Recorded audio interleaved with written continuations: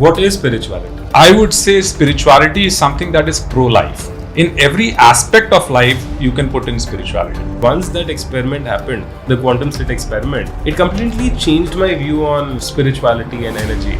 I mean, could you explain that experiment? Now, what happens in the quantum slit experiment is very, very interesting. When we have an observer sitting there and observing it, these particles, they behave like particles. On the screen, they are discrete lines. But the moment you remove the observer, there is no observer behind the scene. And when the same quanta particles are pushed through those slits, and when they land up on the screen, they form a pattern, which means at that point of time, they are just waves. This is not some spirituality speaking. This is hardcore physics.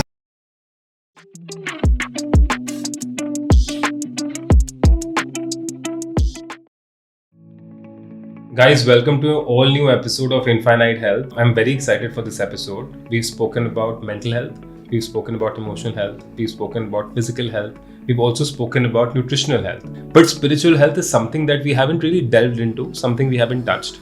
I'm very excited for you to meet this guest and to watch this episode. Mr. Prateek Ruia, welcome to Infinite Health. Thank you so much, Anant. It's a pleasure to be here on the show. I'm resisting the temptation to call you Bhaiya because, we've known each other for a long time. We are cousins and I've just seen the beautiful journey you've been on. I mean, like 10 years ago, we were, smoking, drinking together and completely talking about completely different things. And here we are 10 years down the line. I mean, you've always been an entrepreneur, but like now you're a teacher at Art of Living and I have so many questions regards that. But what has your journey been like in the last 10 years? Oh, very nice question, Anant. So, as we grow, different aspects of ourselves, they keep evolving. I'm sure it must have been with you too. In your life also, you must have seen so much evolution and growth. So when we were young, we used to go out and have our own way of fun was there, right? And then we had our responsibilities, we got into our careers. And then I explored a part of life which I hadn't explored before. That was spirituality. And that has brought so much of depth and fulfillment in me. That is why that inspired me to become a teacher of Art of Living and start teaching these courses to other people so that they also experience, a different dimension, which is often, I would say, not explored, unexplored part of life. But just coming to a very basic question, like what is spirituality? I mean, how would you define spirituality? I would say spirituality is something that is pro-life, to put it very, very simply. And I'm sure there are a lot of misconceptions about spirituality. I'm sure you must also have so many questions and so many, I would say, mental blocks about spirituality. And I would be very glad to discuss those with you. So, I mean, honestly, like when I think about spirituality, I mean, I do think I'm a spiritual person, but my explanations are very different. Like, in the last 10 years, I do agree with you there as far as pro-life is concerned. Like I've worked on my mental health. I quit smoking. I quit drinking a few years back. And, I've evolved into a different person who's sort of, like for me, spirituality means good energy in some ways. But there's so many misconceptions that youngsters have on spirituality. I mean, can it be different for different people? So, as you said, spirituality means good vibes. So, the more broadly we define spirituality, every person can define it in his or her own way. All of us, I think, must have heard of this phrase that we are not human beings having a spiritual experience. We are spiritual beings having a human experience. Right. Now, what does that mean? That means that spirituality is the very basis of it's our foundation, right? And humanity or the human experience is only a part of the experience that we are having. What do you mean by that? In every aspect of life, you can put in spirituality, right? So, spirituality is the broad foundation on which life revolves. We generally define life as what? I do this. I'm a content creator. I'm a nutritionist. You are not a nutritionist. You are not a content creator. This is what you do. What you really are, you are a human being. And you have so many other aspects. You are a brother. You are, a son. You have so many other identities as well. So spirituality brings all those things together. It's about having the human experience. But I mean, I do understand you in a more psychological level. So I'm going to ask you, what does it physically entail for a person? How would you call a person spiritual? Like, how would you go and say that, this person is spiritual? Like, I mean, apart from pro-life, is there a defined set of things that people have to do. Because I think a common misconception that most people have, something that I've also had growing up, was that I've always seen spiritual organizations specifically as a cult. I mean, would you say that spirituality is sort of divided into cults in some ways? I would start with a more basic question that you put in. So, when I said spirituality is pro-life, I would define that if you're aware of life, if you're aware of what you're doing, what is beneficial for you, what is not beneficial for you, what is short term, what is long term, then you are a spiritual person. There it is.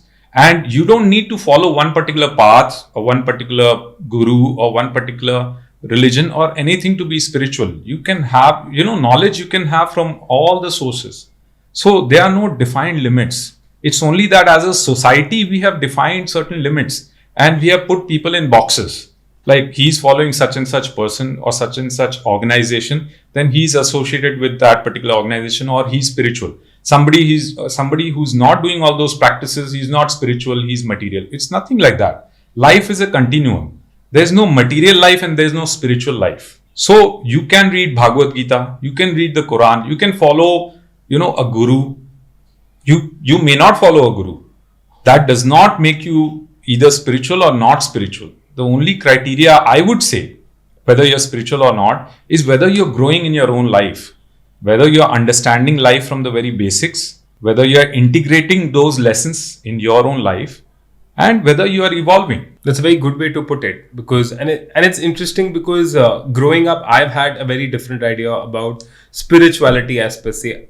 I think I've been spiritual, like in my own ways, because I used to believe in good energy, bad energy, like specifically in terms of physics. But I think a misconception that I've always had is that, I mean, if I had to be a part of a spiritual organization or if I had to be a part of a meditation group, would I have to leave materials and ambition behind? Because I don't know, it just sort of sometimes doesn't resonate in my head. Would you, what would you say to that? I would say absolutely not. An ambitious person is not necessarily not spiritual. A spiritual person is not necessarily not ambitious. Ambition and spirituality are two different things. It's not about not having desires or not having goals or not having ambitions at all. It is about whether you cling on to whatever is happening to you, whether you resist it. That's the only question. Suppose you're having a bad experience. Are you resisting it? Whether you have a goal or a desire. So are you obsessive about it? And that is troubling you. Right? So again, we come back to our basic premise that it is pro-life. So whatever is troubling you, identifying that and moving beyond that is spirituality. So you can be ambitious and spiritual at the same time. But that's interesting because I'm just thinking out loud here. Like I was thinking about addictions and how so many people are addicted to, smoking, drinking, drugs, etc., etc., etc., which might not be pro-life. I mean, would you in a sense say that people who have addictions cannot be spiritual in that sense? Because what if I smoke, but I in other things I'm spiritual? Because there's a part of us which always thinks about death. What are your views on that? So it's about understanding of life. Again, I wouldn't like to label people who drink or smoke or anything as bad, non-spiritual or anything, but it's about understanding. It's like when you were a child, you like to play with your toys, right? You like to play with your toy car or something. As you grew up, you realize that is a smaller fun, right? And then you move down to bigger things, right? You needed that real BMW for yourself. Right. So it's something like that. When you are addicted, you are basically deriving fun out of small things without realizing, the long-term, I would say, defects or the long-term consequences of it. Spirituality is realizing what is long-term, what is in the long term, what is beneficial for you, and what is a short-term benefit but a long-term pain, right? So again, coming back, smoking, I used to smoke, I used to drink, right? But why did I leave it? Because when I started meditation, I realized that all these addictions and my meditation does not mix together. Like you can say smoke and drink does not mix together, something like that. And then I found that meditation was a much higher addiction for me. Right. So naturally you choose the, higher addiction and you leave behind the smaller addiction. And on top of it, there are no side effects. Just on a side note, would you consider gluttony as an addiction also? Like, again, I'm just thinking out loud. I mean, smoking and drinking are very obvious addictions. But what about gluttony? Like people who have a lot of food or who are, having a lot of sugar or having like an excess of food all the time, like having junk food all the time. I mean, would you also consider that as anti-life in some ways? I wouldn't say something as anti-life in that sense. The only thing is people who are consuming excessively, they are unconscious about their choices. Right. So spiritual practices like breathing techniques and meditation, it gives you that perspective or that awareness where you're falling into your patterns. Your patterns are something which bind you, right? When you're munching on your favorite snack all the time, sometimes you're doing it very unconsciously. That is affecting your health. It is no longer giving you that pleasure maybe which it gave you in the first instance. Now it has just become a pattern. Suppose you're having coffee like 8 times a day or 10 times a day. When you started, that caffeine used to give you a kick for 1 or 2 coffee, mugs. You used to derive that kick out of it. Now 7-8 cups does not give you any kick. Okay. So what has happened? That has just formed a pattern. So coming out of that pattern, what is the way of coming out of that pattern? It's only through awareness. And your breath and meditation, these are the techniques with which you can come out of these patterns. But how difficult is mindfulness? Because I know that you're talking about mindfulness and like this is something I genuinely believe in. Like, people should be mindful when they're eating or when they're doing anything for that matter. But do you feel like mindfulness is like maths? The more you practice, the better you get at it? I'll give you an example. When you started walking, how difficult was it? Right. Must have been pretty difficult. You must have fallen down quite a few times. It must have been such a lot of effort. Now when you run, when you jog, or when you walk, is it difficult for you? Why don't you answer that? Right. It's not difficult for you, isn't it? No. It's become natural for you. So it's something similar with all these meditation techniques and breathing techniques. When you start all these techniques, they are a little difficult. When you start your mindfulness journey, your awareness journey, it becomes a little difficult in the beginning, in the initial period. But when you develop that as a practice, it becomes a natural part of you. When you were young, you had so much trouble brushing your teeth. Your mother used to force you to brush your teeth. Now, every day in the morning, you go to the bathroom and the first thing that you do is put your toothbrush in the mouth and you brush, right? Without even thinking, without even, putting any effort. So, all these techniques are also very similar to that. It becomes a part of you. Yeah, that's true. I mean, that's a good way to put it because, I mean, I would also associate mindfulness with that. Like the more you do it and it will be initially difficult, but then the more you do it, I think you'll get better at it. But like I know that you're a part of Art of Living and I really want to ask you a lot of questions on that. But before that, I just want to discuss something that we've discussed years back, and that's the quantum slit experiment. Yes. And, like for me, the entire conversation around spirituality started with that experiment because I was one of those people who used to write articles on atheism in college. Like, I was one of those woke kids who used to write articles on atheism and like how God does not exist and blah, blah, blah. And once that experiment happened, the quantum slit experiment, it completely changed my view on spirituality and energy. I mean, could you explain that experiment for all the viewers? That's a very beautiful conversation, I would say. And it opens up a lot of doors because when I first heard it, I was like amazed. I was zapped when I first got to know about the quantum double slit experiment. What does quantum double slit experiment, what it is actually? So what happens is, as people know, there are smaller and smaller particles like atoms and molecules and atoms and maybe quarks and muons and all that. So all these quantums, the quanta particles, when they go through 2 different slits and they are projected on a particular screen, anything that goes through a slit and it is projected on a screen, if it is a particle, what would you expect? You would expect that it will make an impression on that screen, right? And what do waves do? They'll create a pattern. They won't create a single impression, they'll create a pattern. Now, what happens in the quantum slit experiment is very, very interesting. When we have an observer sitting there and observing it, these particles, they behave like particles. On the screen, they are discrete lines which indicate that these are particles. But the moment you remove the observer, there is no observer behind the scene who's looking at the scene. And when the same quanta particles are pushed through those two slits, and when they land up on the screen, they form a pattern. Right. Which means at that point of time, they are just waves, they are just probability waves. So it's very interesting. That is reality. We just think of it as some fantasy. It's not fantasy. This experiment has been conducted, numerous times with the same result. So that is science, that is real science. What the scientists are confused about is that how can something act as a particle when it is observed, and the same thing acts as a wave when there's no observer.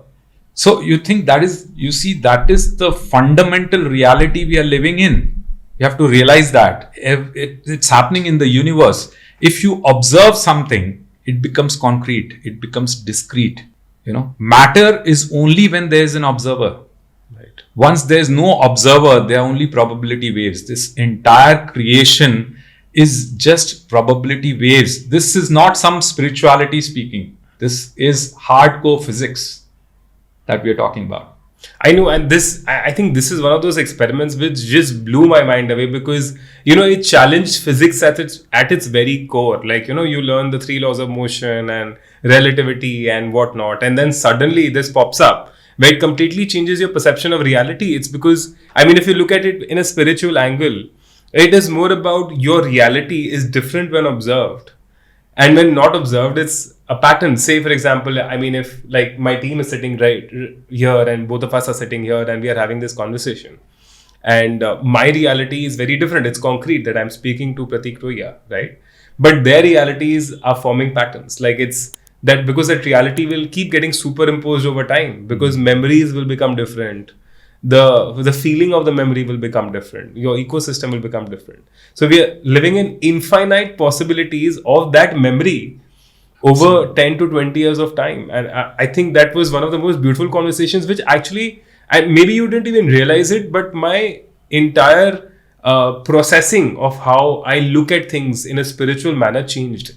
Because it was like, if reality is so different, right? When I'm looking at something, is it perceived reality? Or is it real reality? Or is it just a thought? Right? And because that actually led me to read the Bhagavad Gita. And I think we've discussed this a few times. I remember I was at your place one of those times, and I was a little, let's say, a little high at that time. And you were reading some stories of the Bhagavad Gita, which was really trippy for me. Right? But I know you're very well read with the Gita. What would you say is your favorite verse from there? My favorite verse from Bhagavad Gita it's a very famous verse. A lot of people know about it. It goes like this. It's karmanyavadikaraste ma phaleshu kadachana ma karma phal heturbu ma te sango astu karmanicha. Now, it's misinterpreted quite a lot. People think that it says that just do your duty, just do your work, and don't bother about the results. So people often ask that if we don't have a goal in mind, how do we do our duty? How do we do our work? So it's very paradoxical for people, right? But if you look at it very deeply, it's a very interesting philosophy. So the entire Bhagavad Gita is not some sermon. Nobody is sermonizing you in the Bhagavad Gita. It's about telling reality as it is. It's about, humanity knowing the depths of reality and just conveying it as it is. So what does it say? It says that you only have control over your actions. You can only do what you can, and whatever is happening through your actions, there's so many other factors which control the result. You don't have control over other factors in life. So just the acceptance that you can only do your part, and then there are other variables that play their part to bring the result. this brings so much of relief to people. So it is only about, getting that relief and getting that tranquility, that in spite of your actions, if things don't work out, it's because there are so many other factors involved, right? Suppose you went out, you wanted to go for a morning walk, and you didn't prepare for the weather to be bad or inclement, and suddenly it started raining, and then you couldn't jog, and you had to get back home. So what was in your control? The only thing that was in your control was to maybe wear your shoes, wear your track pants, and go out and have your workout or your jog, right? The other factors about the weather, about maybe, some construction on the road happening, or some other factors which prevented you from your workout or from your run, it was not in your control at all. You couldn't predict it. You have to accept the result. But it does not mean that you don't do your part. If you skip your part itself, then there's no run at all. So it starts with doing your part, and then the whole universe conspiring to make things happen. So it's not just that your effort will bring the result. Absolutely. There are other factors as well, plus your effort, that will bring the result. It's like your reality plus the probability wave. Yeah, absolutely. And something else in this, I was, at one point of time, I was reading an interpretation by Gurudev, Shri Ravi Shankar ji. And he said that you're also responsible for your non-actions, not just for your actions. And that was like, I was zapped reading that. So the first question that came to my mind is, how can my non-actions, I can be responsible for my non-actions. Right. So that was, I couldn't understand it the first time, but then I read his commentary, and he said, suppose a patient comes to a hospital, like you are in the medical field, and he needs treatment, but the doctor is too lazy or he's negligent and fails to treat the patient. Now, because of his non-action, the patient might suffer some consequences. The patient might die. The patient might have serious health issues. So, who was responsible for the patient's, deteriorating health? His non-actions. The non-actions of the doctor. So, it's very interesting. The ways of our karma or our actions are very, very interesting and very complicated. It's not as simple as we think it is. Because your favorite verse is also my favorite verse. Like I keep preaching this in my company all the time that, do your duty, don't worry about. Because, just like you mentioned, Sri Ravi Shankar, I was listening to this podcast video of Gaur Gopal Das, and he spoke about the same thing but in a different way. And it really triggered something in me. And he said that, success is a bigger distraction than failure. Because when you fail, you try to come back to your baseline of duty. Like if you fail, of course, you'll feel bad and like you'll feel depressed, but then you'll try and come to your base point. But if you succeed, right? Say if I give you 100 crores tomorrow, you might say, I don't want to work, right? You lose the value add you're putting to society every day. As an entrepreneur, as a director of Ruia Chemicals today, you're creating a lot of value for construction companies, different industries. But tomorrow, if I give you, say, 100, 200, 500,000 crores, whatever your luxury life is, you might just say that, listen, I don't need to do this anymore. Right. So I think that was also a very beautiful explanation by Gaur Gopal Das. Now, before we move on to our next segment, I'd like to take a moment to thank our sponsors, Decode Age. Decode Age is India's first longevity research company. The supplements and tests are based on the latest scientific breakthroughs in aging science. And, coming to aging sciences, longevity has been a big part of what my company has been doing for the last 12, 14 years. And, where do you place spirituality in that, that whole aging question? So, there's a lot of word around that spirituality enhances your longevity. I would say that it just not enhances your longevity, it also improves the quality of your life. So, both quality and quantity is improved, by way of spirituality. When I say spirituality, it includes your meditation techniques, it includes the breathing techniques, it includes the wisdom inherent in the spiritual field, and it's a way of life.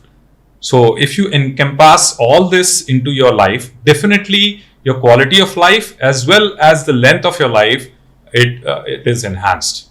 There's no two questions about it. Here, I'd also like to point out that we don't need to choose between science and spirituality. In our life, we can integrate both science and spirituality. Like if you want to have good health, you need good nutrition, as well as you need to have a good state of mind, right? So in this case also, you can use science to enhance your life. And for the quality of life, you need to include spiritual practices. You need to change your thought patterns, get into a more positive state of mind. So that would be, in a way, integrating all this together and holistically living a more healthy and meaningful and long life. That's very beautifully put. And it's something that I think I incorporate in my life as well. I do feel like you're absolutely bang on when it comes to, how nutrition and spirituality both should be the right ecosystems for a good quality of life and a good longevity drive. But I just want to delve into the art of living, because I know you've been part of the art of living for a very long time. And even though I know very superficially what it is, I mean, what is art of living and is it a cult? When we look at things from outside, many people form different opinions about different things. But I would say art of living is a very scientific approach to having a better life. So in art of living, there are various programs that help you with your health, with your physical health, with your mental health, with your state of mind. And there are a lot of breathing techniques which are very, very simple, yet very, very powerful. So, a lot of our emotions are linked to our breath. When we are angry, we have a certain kind of breath. Our breath is faster. Yeah, that is why it is said, when you're angry, people say, take deep breaths. So immediately you tend to relax. When we are sad, we have long breaths. Outgoing breaths are longer, right? So now we understand that emotions are linked to certain breaths. And it also works the other way around. If we change our breathing patterns, our emotions also change. Throughout our lives, in our school life, or even our parents have never taught us how to deal with these emotions. So then what happens when we have these negative emotions? They just come out and we have outbursts of these negative emotions in situations and circumstances that we would rather not like to have such outbursts. So then how to deal with them? So in the Art of Living programs, in the introductory program, we have a very beautiful technique called the Sudarshan Kriya or the sky technique. So it harmonizes our breath patterns, and that is how we are able to deal with all our negative emotions, all our negative thoughts and all. And it's like washing off all these negative emotions and thoughts. So you have a clean slate. So I practice this technique every day in the morning. It's only a 20-minute process. And in this 20 minutes, I get a very clean slate. I get a very serene and tranquil mind. With that mind, I approach the entire day. So I'm more productive. I'm happier. And I spread those vibes to people around me. Right. So that helps. And I just like to scientifically vouch for what you just said. And to all the listeners who are watching this, the scientific aspect of what he just said is deep rooted in the exchange of oxygen and carbon dioxide. So when you're taking in oxygen, you need to give out an equal amount of carbon dioxide. And when you're stressed, you're giving out more carbon dioxide.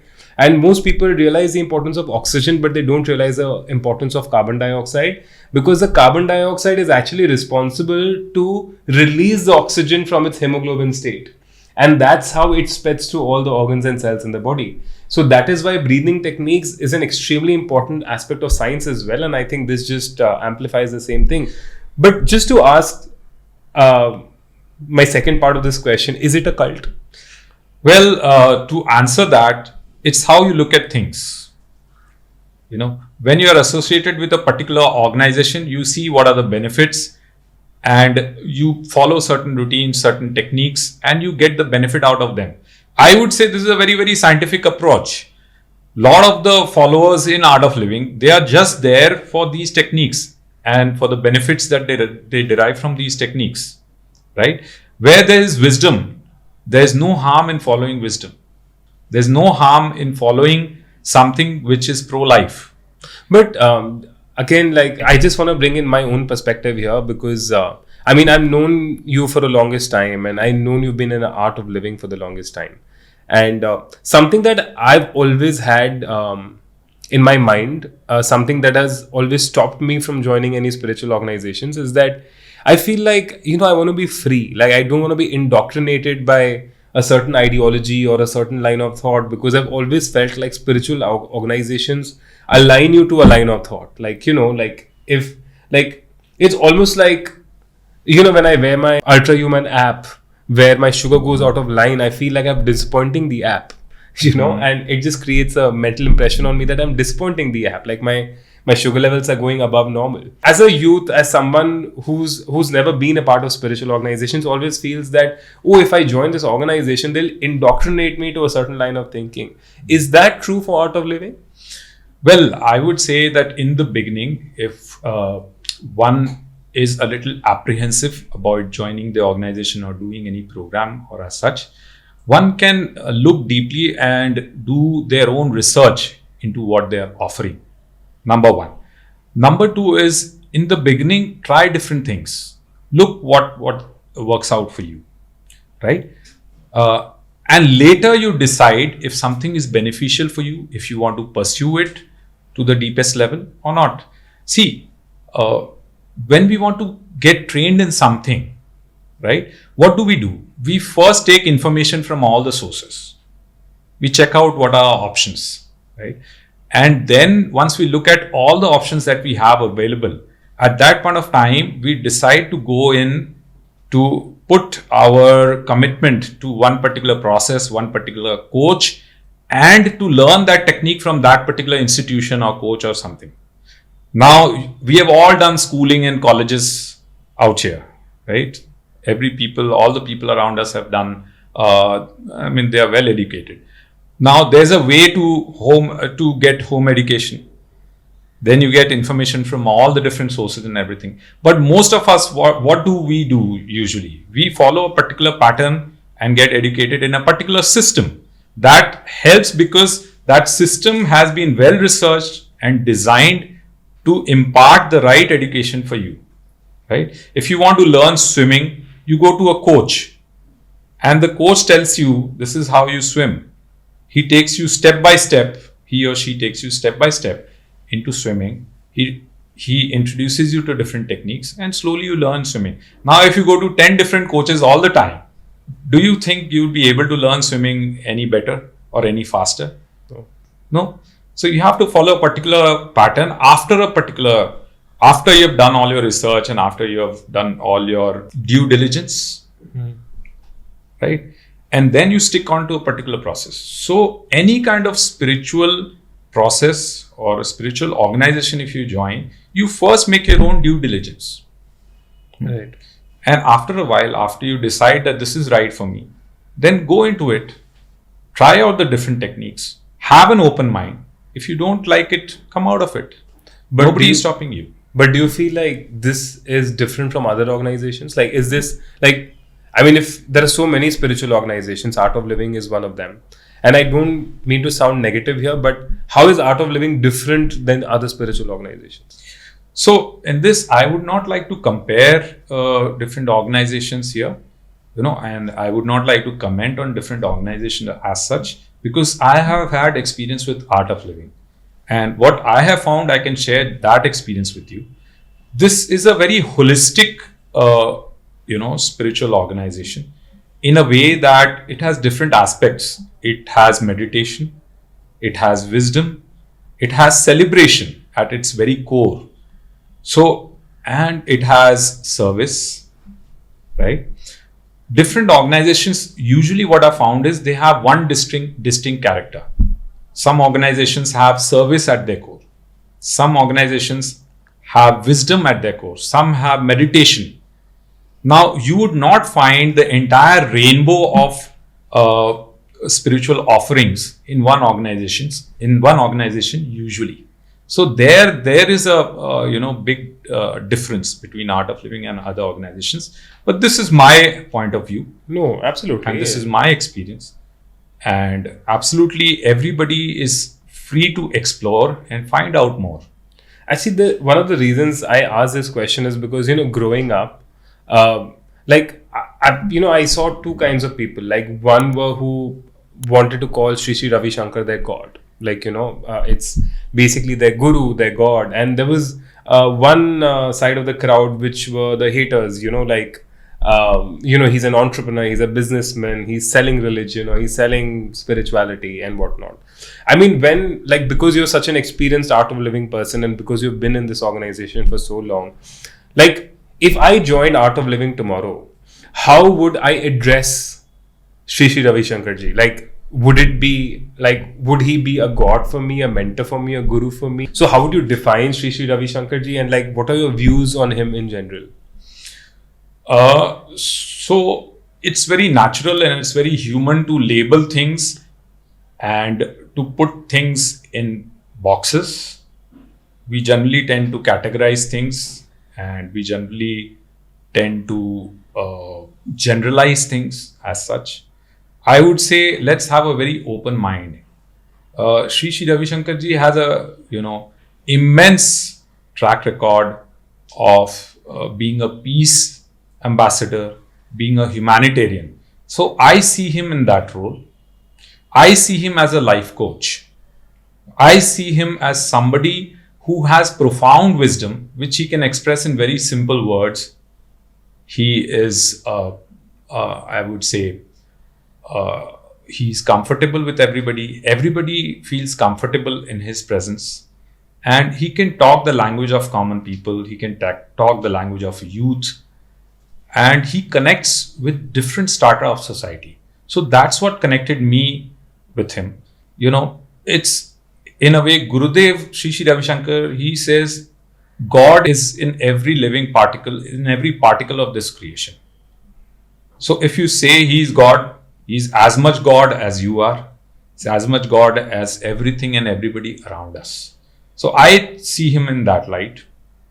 And we should not define boundaries around things. Like Anant, he has multiple identities.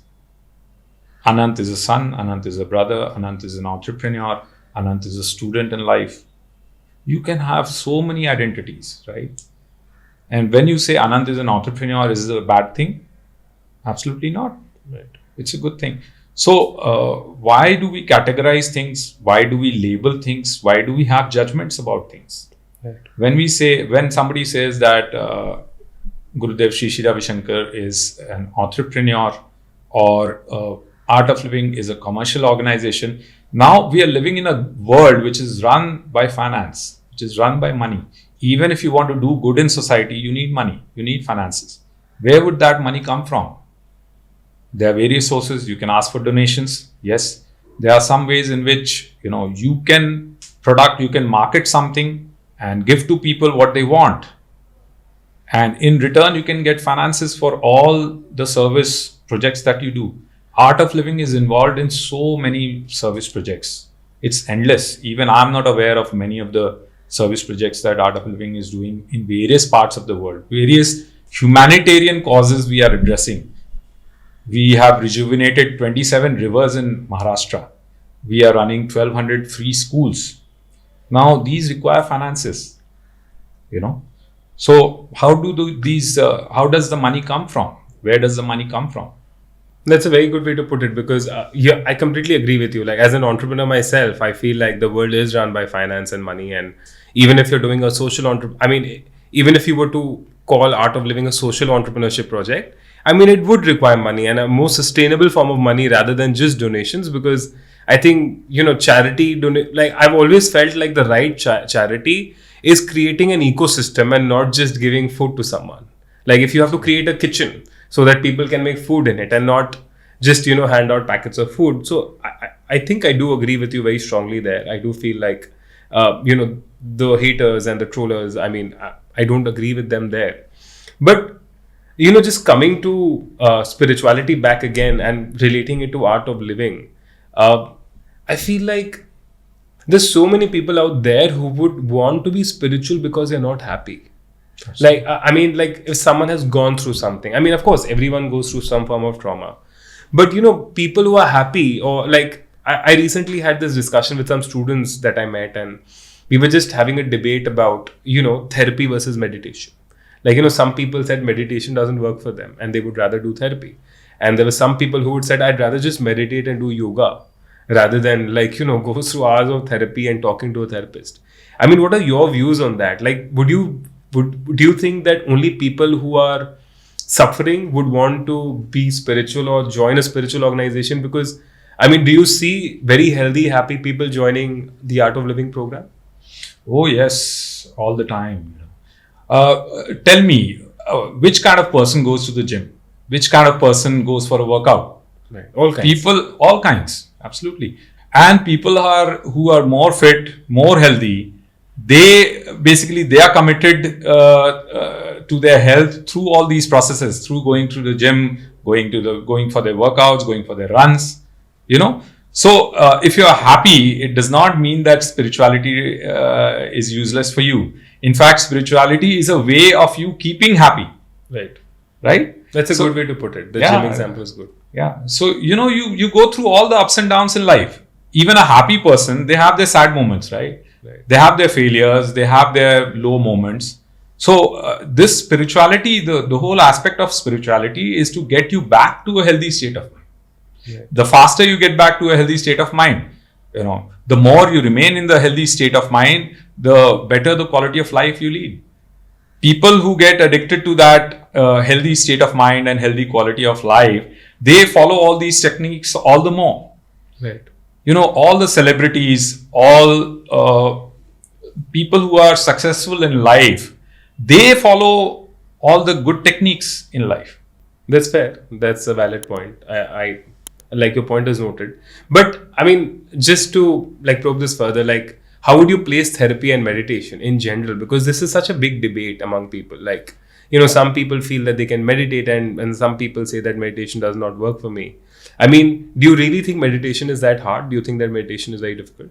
So there are a lot of misconceptions about meditation. People find that meditation to be very difficult.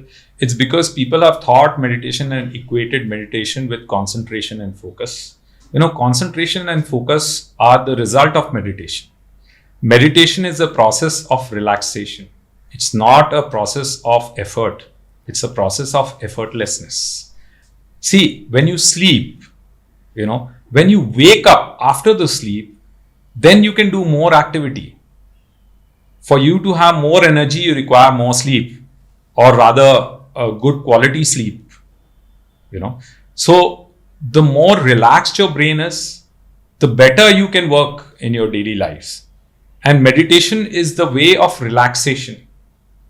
It's the way of letting go. We often say that meditation is not an act. You cannot meditate. Meditation is letting go. Right. Meditation is a happening. It's not an act. So there are ways in which you meditate. There are ways in which you go into deeper meditation.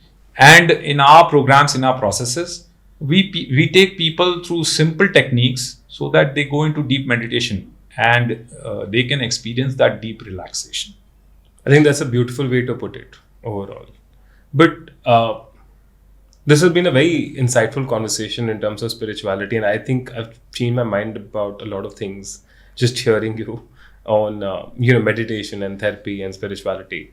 But I won't let you leave before knowing about your book. I know you're writing a book, and we'd love a little inside scoop. Can you talk a little more about it? Oh yes, it's a beautiful topic. I'm writing a book which is titled Peeping into the Unknown. Peeping into the unknown, okay? Yes. Can please explain a little bit? So, what distinguishes us from other living organisms on this planet, right? We feel it's our intellect, right? We always say that we are an intelligent species and we see and comprehend things around us, right? So, but then why do we look at things and we often ask questions? These questions are basically, it starts with wonder, right? So when we are wondering, we are actually peeping into the unknown. And it's in these moments when our mind, it transcends what it knows already. that the mind expands.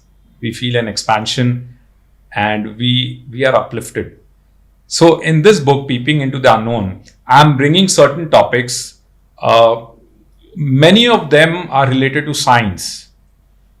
Many of them are related to the very frontiers of science, very edge of science. We are looking at phenomena in the entire universe, in our daily lives, in the macrocosm as well as the microcosm, which are startling. And when people read about these phenomena, when they hear about these things, at one point of time, their mind stops. Right. Because this is something. There are some phenomena in this cosmos, in the creation, which our mind cannot comprehend. Absolutely. At that point of time, when you get out of the entrapment of what is known to you, you experience something that is very beautiful. You experience something that is very blissful. You experience expansion. So this book is all about that. And I hope the readers would enjoy reading it as much as I'm enjoying writing this. Your book sounds so interesting. I'm really looking forward to it. When can we expect that book? I think in about 6 to 8 months' time, the book would be ready. Right. Anything you would like to share with the audiences before I let you go? I would say approach spirituality with a very open mind. Try different things. Try the Art of Living program. Try the happiness program from Art of Living. Try meditations. There are a lot of meditations available on YouTube, and absolutely free of cost for you. So with an open mind, just think of it as something that enhances life, that is pro-life. Just like, you go to your gym, just like you have companions, you have friends who are uplifting for you, just like you listen to good music, try meditation. That is my message to you. And thank you for having me here. And it has been a lovely conversation, Anant. Prateek, thank you so much for coming. It's been lovely having you. And guys, before I let you go, I need to tell you about the happiness program that the Art of Living has. The link is given below. Please try it out. It does not matter whether you're happy or whether you're sad. I think this is a great program for all of you guys, which will really make you happy. So please do give me your feedback so that even I could join. And I would again like to thank my sponsors, Decode Age. I think if you want to start your healthy aging journey, it's the best brand to go for. And you can use my coupon code Anant and go log on to decodeage.com to get those fabulous products that they're selling. And before I let you go, I would just like to mention that we work really hard on making this content. I think we put in a lot of work hours, we put in a lot of production value. So please do like, subscribe and share, and please hit that bell icon button so that you get a notification every time we post a video. Thank you so much. Keep watching.